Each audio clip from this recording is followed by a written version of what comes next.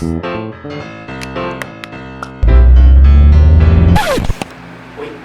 Go. Hey yo! So today's video is gonna be a part 2 of the first video. The video about the Pockrock. This thing. Why won't you focus? There you go.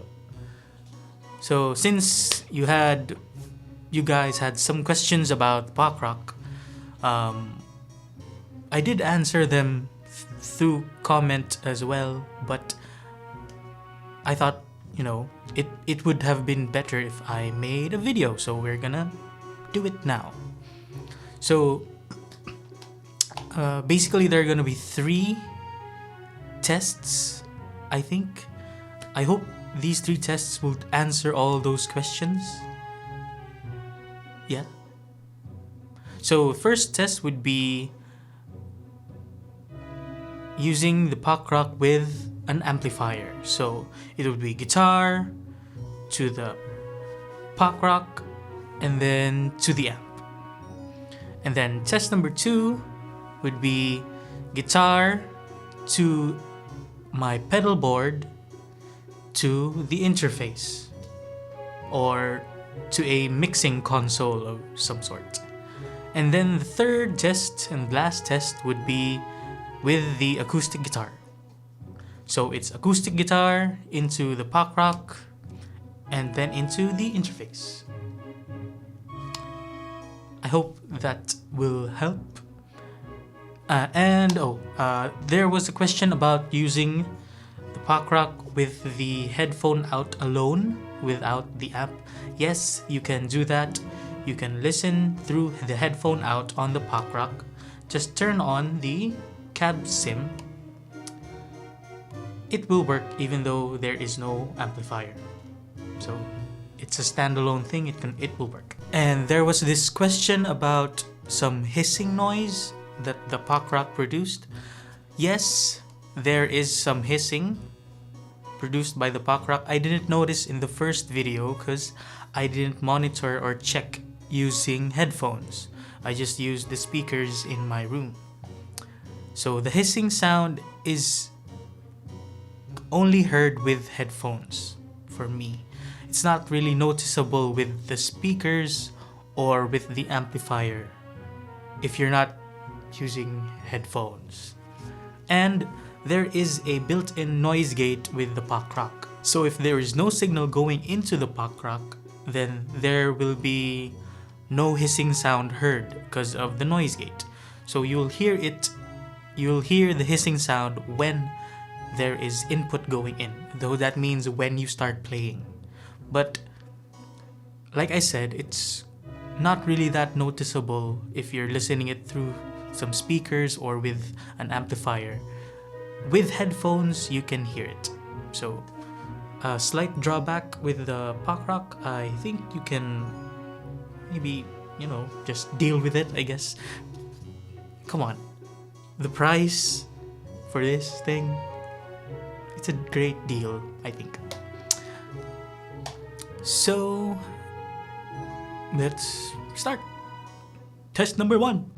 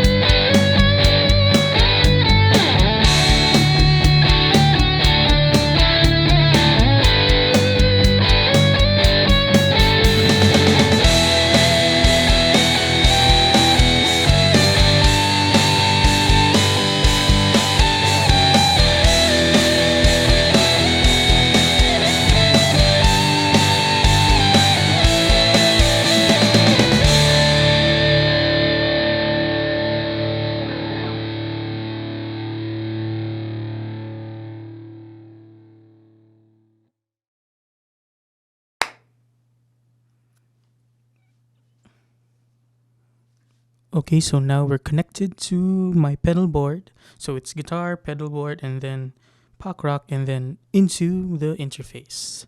So let's see if the pedals work. So we are getting signal. And I think I need to tune.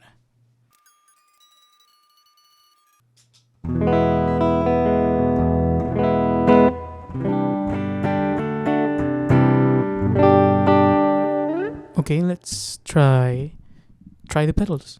So first we have the tuner. Works great. Then we have an overdrive.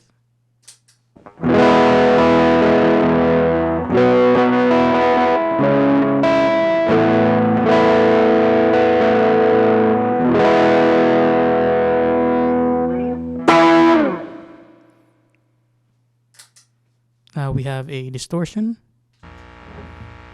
So as you can hear, there's already a lot of noise. So that's what the noise gate is for.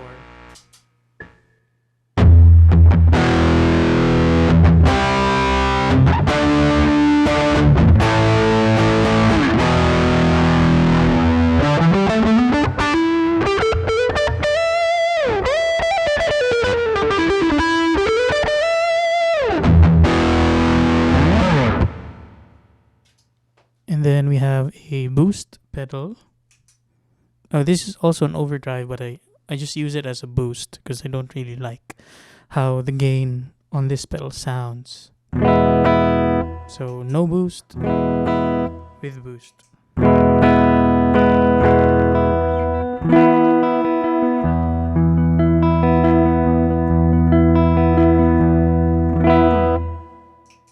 Then we have the noise gate. And then the last pedal on my board is a delay. I just have it kind of like a subtle slapback like delay thing.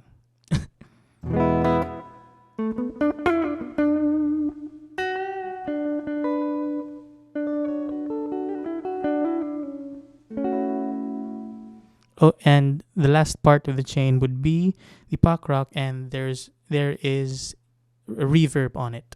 That's it. So we're on the clean channel. Gain and tone are pretty much 12 o'clock, and then I just put some reverb on it because I don't have a reverb pedal.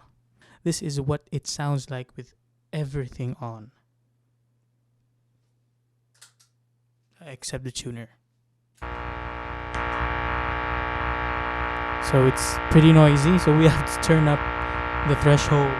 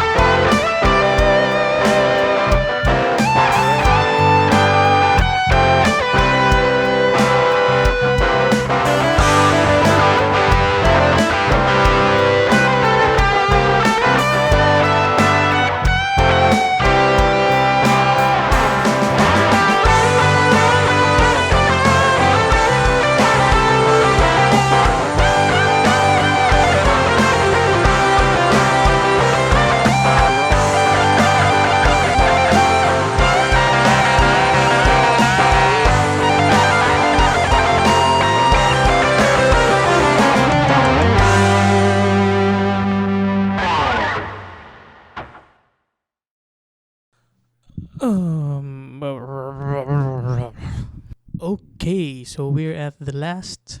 This is the last test, I think. So what we're doing is acoustic guitar into the Pockrock. Yeah, you can't see it. It's on the table. See, Here. There it is. It's just beside me.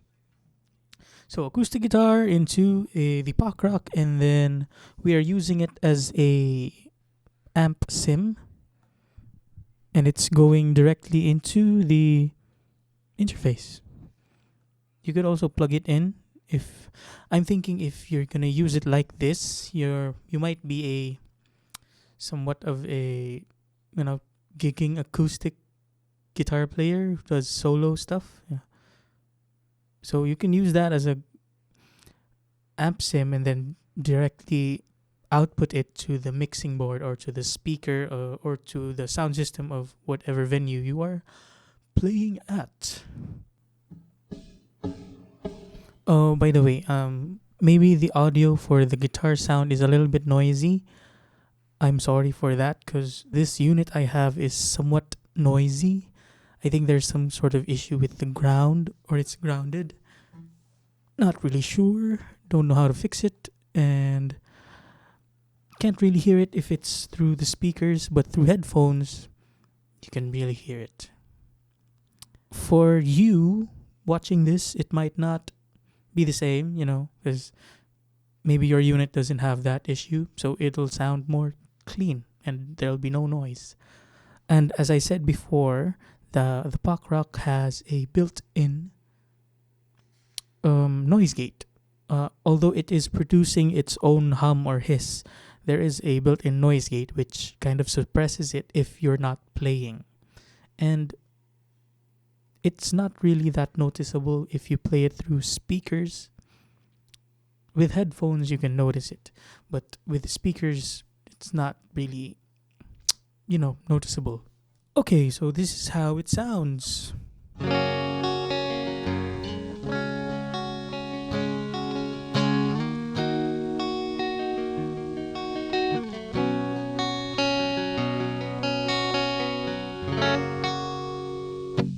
So I think for those wearing headphones, you can hear when the noise gate opens and it lets out that sort of hissing sound.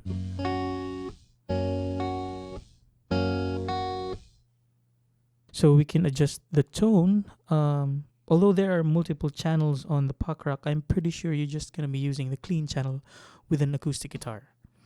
So you can change the tone, make it darker.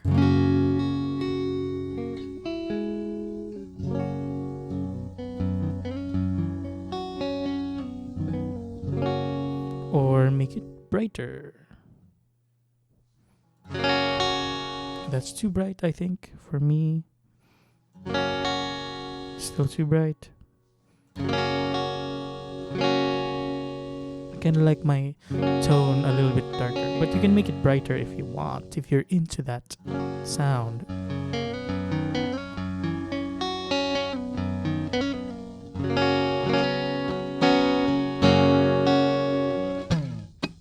And you can use the effects like delay. Yeah.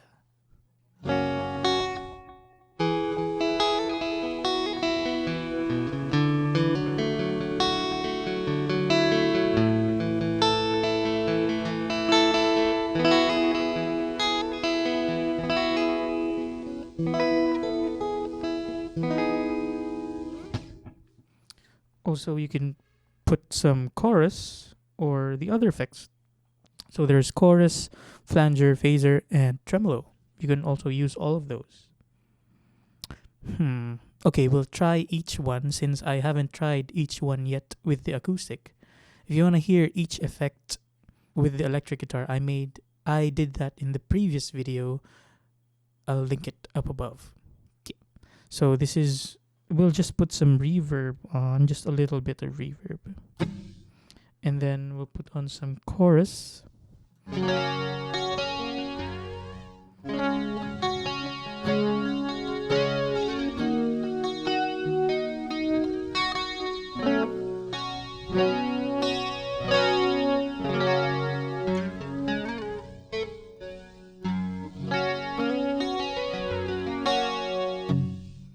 Next, we have phaser, flanger. Oh, that's weird.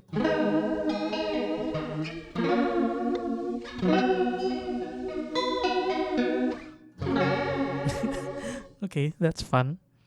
Next we have phaser.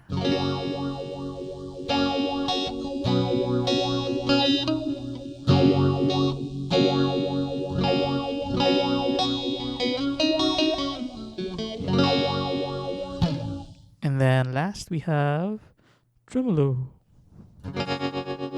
That's fun.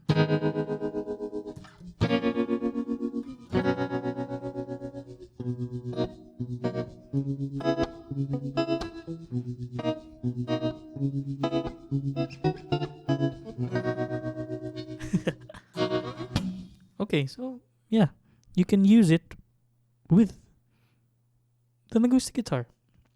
So I guess that answers all the questions. Maybe, I think. If you have more questions, just comment them below and I'll try my best to answer them. I pretty much answer all the questions, I think. And maybe I'll make a video about it if there are lots of them. And yeah. Oh, so last test, maybe we'll try it with the drum loop and then play a song or something. Okay, let's try that. If you're a solo guitar player / singer, gigger, or whatever, maybe you can use that. Okay, let's see. Oh, that's loud.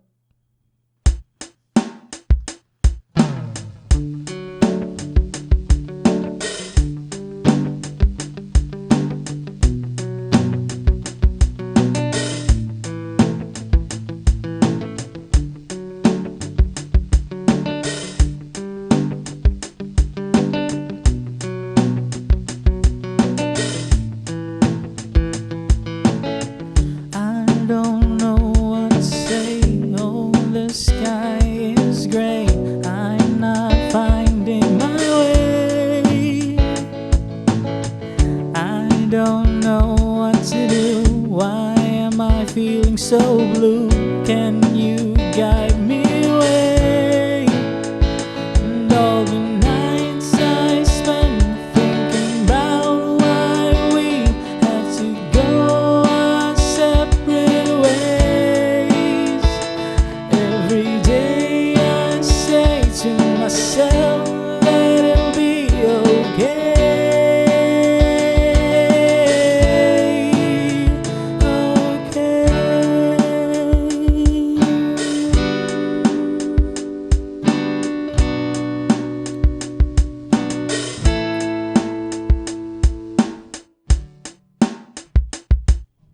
Okay, so that was it, I think. We've done all the tests with the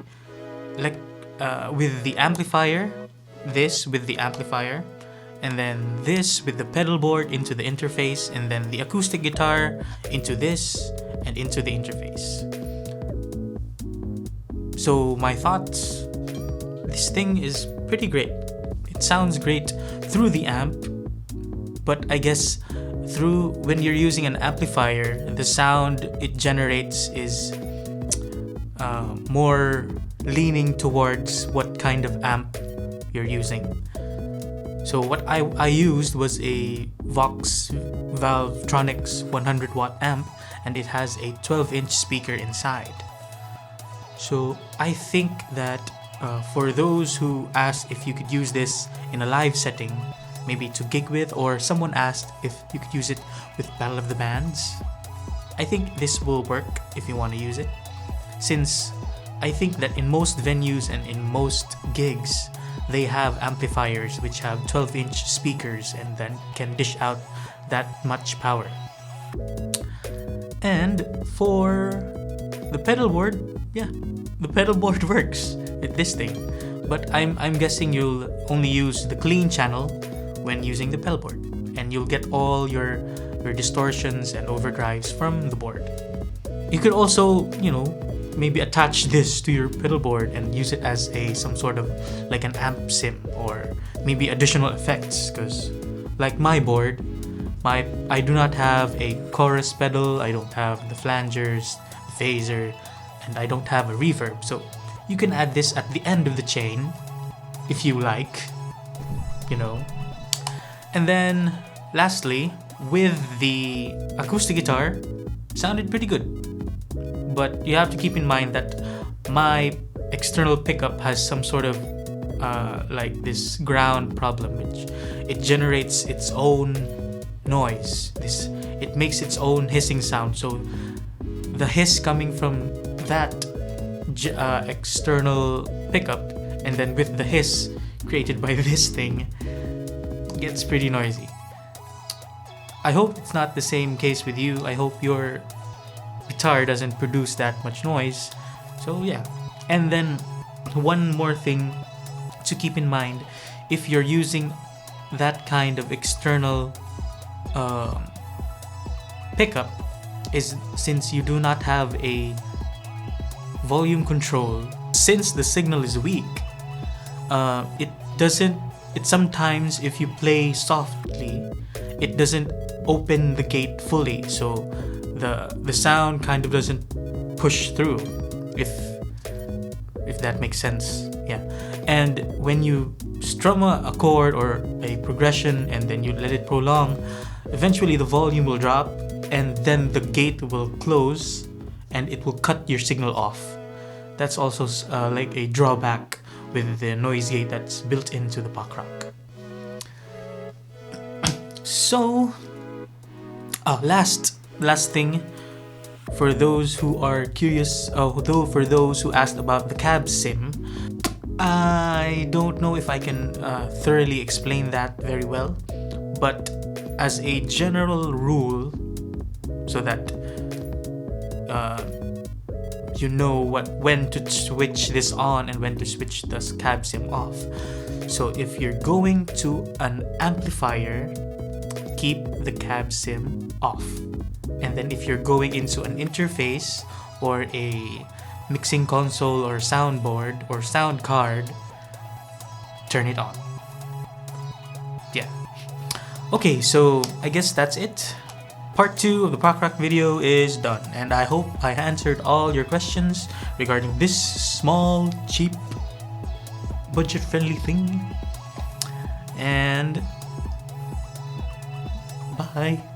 And make good music.